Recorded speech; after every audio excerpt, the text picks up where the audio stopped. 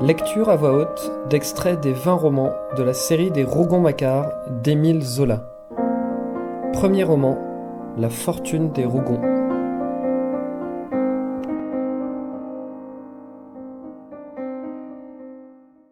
La vie d'Adélaïde Fouque et de ce gueux de Macquart. Pierre Rougon était un fils de paysan. La famille de sa mère, les Fouque, comme on les nommait, possédait vers la fin du siècle dernier un vaste terrain situé dans le faubourg, derrière l'ancien cimetière Saint-Mitre. Ce terrain a été plus tard réuni au Jas Meffrin. Les Fouque étaient les plus riches maraîchers du pays. Ils fournissaient de légumes tout un quartier de Plassans. Le nom de cette famille s'éteignit quelques années avant la Révolution. Une fille seule resta, Adélaïde, née en 1768, et qui se trouva orpheline à l'âge de 18 ans. Cet enfant, dont le père mourut fou, était une grande créature, mince, pâle, au regard effaré, d'une singularité d'allure qu'on put prendre pour de la sauvagerie tant qu'elle resta petite fille. Mais, en grandissant, elle devint plus bizarre encore. Elle commit certaines actions que les plus fortes têtes du faubourg ne purent raisonnablement expliquer. Et dès lors, le bruit courut qu'elle avait le cerveau fêlé, comme son père. Elle se trouvait seule dans la vie, depuis 6 mois à peine, maîtresse d'un bien qui faisait d'elle une héritière recherchée, quand on apprit son mariage avec un garçon jardinier, un nommé Rougon, paysan mal dégrossi venu des Basses-Alpes. Ce Rougon, après la mort du dernier des Fouque qu'il avait loué pour une saison, était resté au service de la fille du défunt. De serviteur à gage, il passait brusquement au titre envié de mari.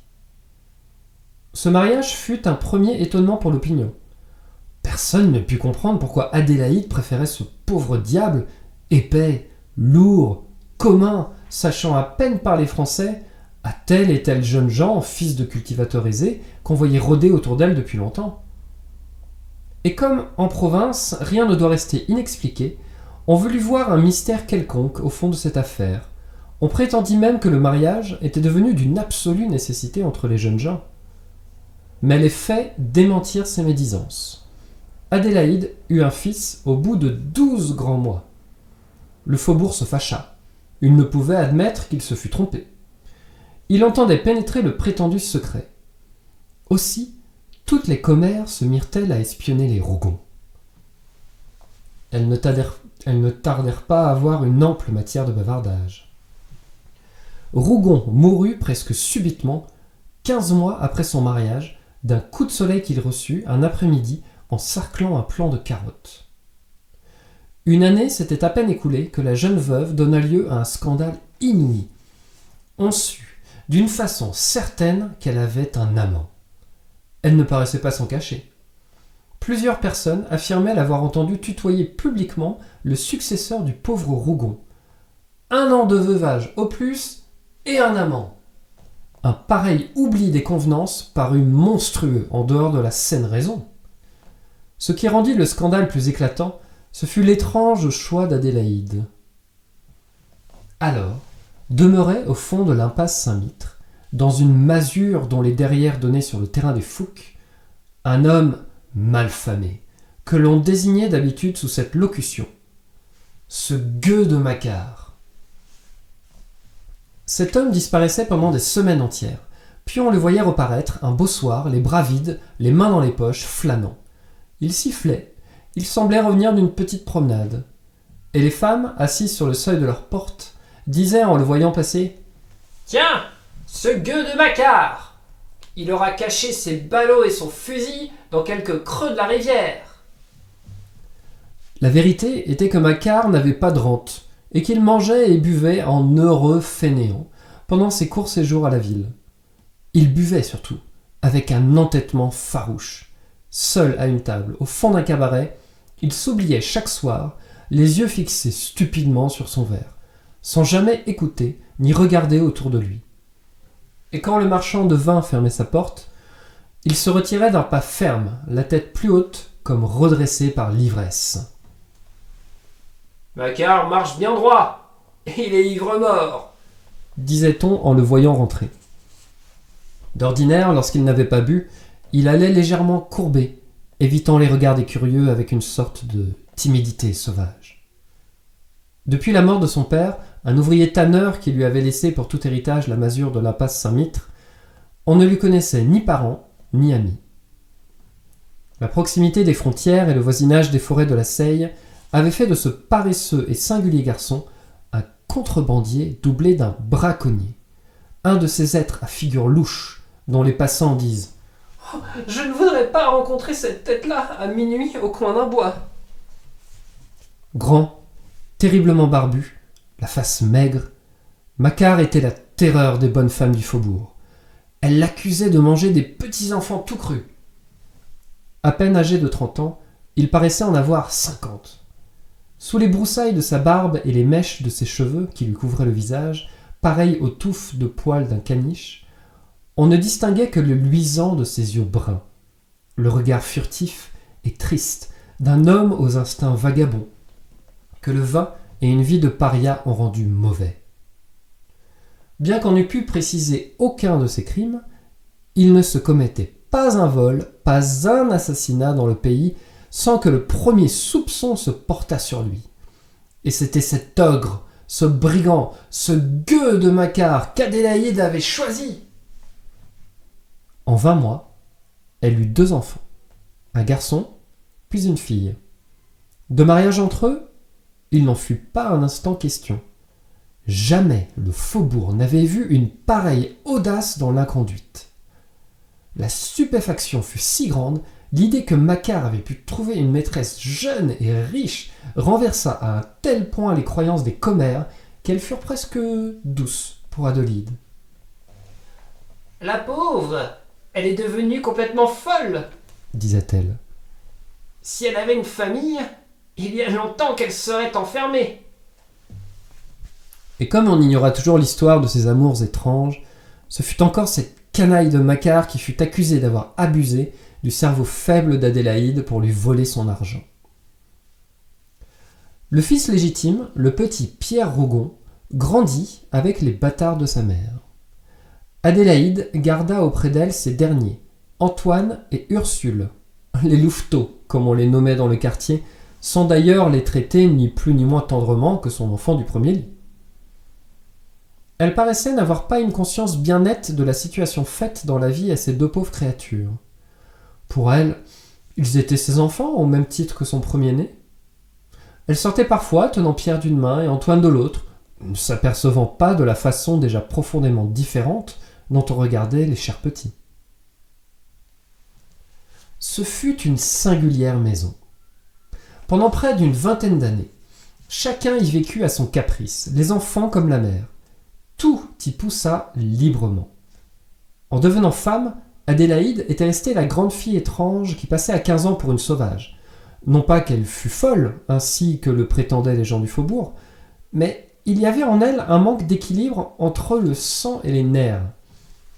Une sorte de détraquement du cerveau et du cœur qui la faisait vivre en dehors de la vie ordinaire, autrement que tout le monde.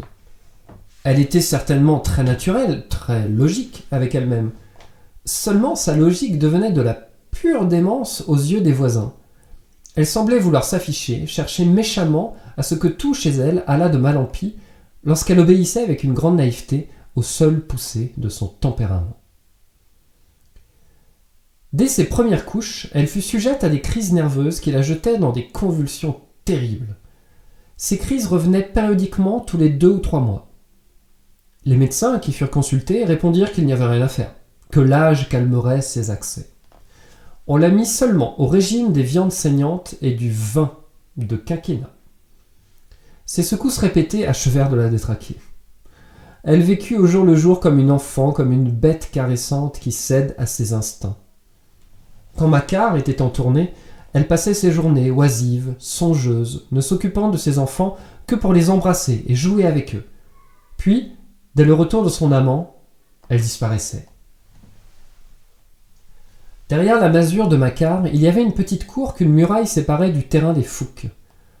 Un matin, les voisins furent très surpris en voyant cette muraille percée d'une porte qui la veille au soir n'était pas là. En 1 heure, le faubourg entier défila aux fenêtres voisines. Les amants avaient dû travailler toute la nuit pour creuser l'ouverture et pour poser la porte. Maintenant, ils pouvaient aller librement de l'un chez l'autre. Le scandale recommença. On fut moins doux pour Adélaïde, qui décidément était la honte du faubourg.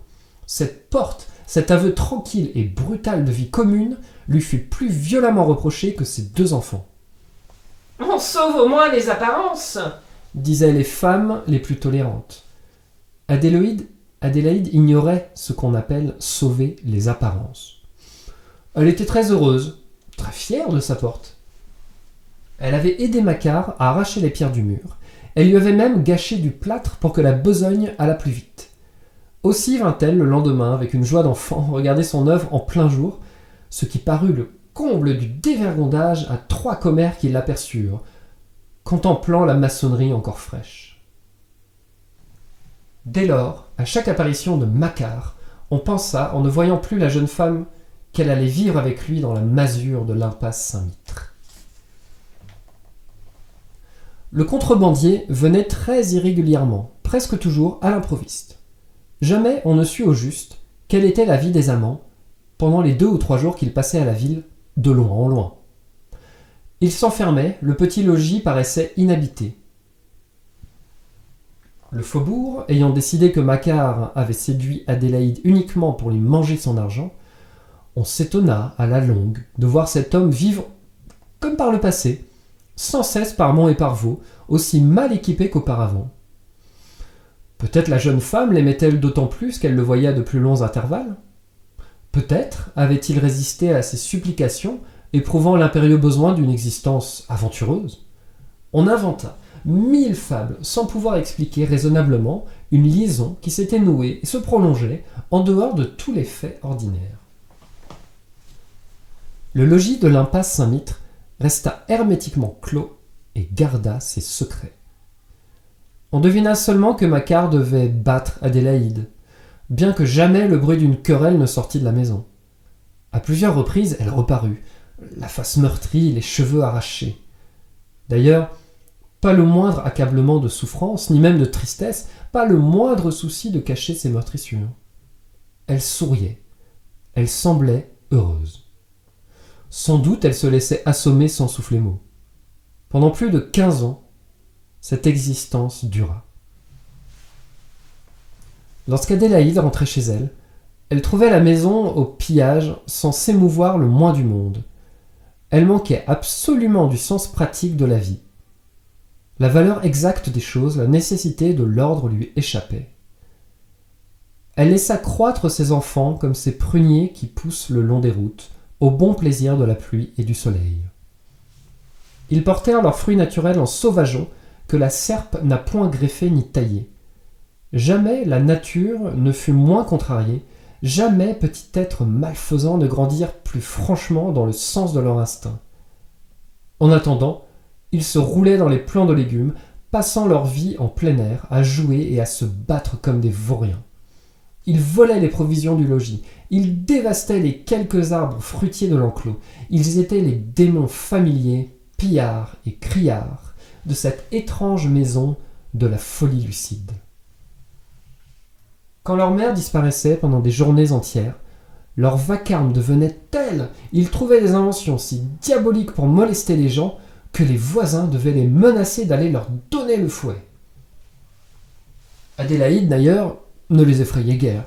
Lorsqu'elle était là, s'ils devenaient moins insupportables aux autres, c'est qu'ils la prenaient pour victime, manquant l'école régulièrement, 5 ou 6 fois par semaine, faisant tout au monde pour s'attirer une correction qui leur eût permis de brailler à leur aise. Mais jamais elle ne les frappait, ni même ne s'emportait. Elle vivait très bien au milieu du bruit, molle, placide, l'esprit perdu. À la longue même, l'affreux tapage de ses garnements lui devint nécessaire pour remplir le vide de son cerveau. Elle souriait doucement quand elle entendait dire « Ces enfants la battront, et ce sera bien fait !» À toute chose, son allure indifférente semblait répondre « Qu'importe !» Elle s'occupait de son bien encore moins que de ses enfants. l'enclos des Fouques, pendant les longues années que dura cette singulière existence, serait devenu un terrain vague si la jeune femme n'avait eu la bonne chance de confier la culture de ses légumes à un habile maraîcher. Cet homme, qui devait partager les bénéfices avec elle, la volait impudemment, ce dont elle ne s'aperçut jamais. D'ailleurs, cela eut un heureux côté. Pour la voler davantage, le maraîcher tira le plus grand parti possible du terrain, qui doubla presque de valeur. Soit qu'il fût averti par un instinct secret, soit qu'il eût déjà conscience de la façon différente dont l'accueillaient les gens du dehors, Pierre, l'enfant légitime, domina dès le bas âge son frère et sa sœur. Dans leur querelle, bien qu'il fût beaucoup plus faible qu'Antoine, il la battait en maître. Quant à Ursule, pauvre petite créature chétive et pâle, elle était frappée aussi rudement par l'un que par l'autre. D'ailleurs, jusqu'à l'âge de 15 ou 16 ans, les trois enfants se rouèrent de coups fraternellement, sans s'expliquer leur haine vague, sans comprendre d'une manière nette combien ils étaient étrangers. Ce fut seulement à cet âge qu'ils se trouvèrent face à face avec leur personnalité consciente et arrêtée.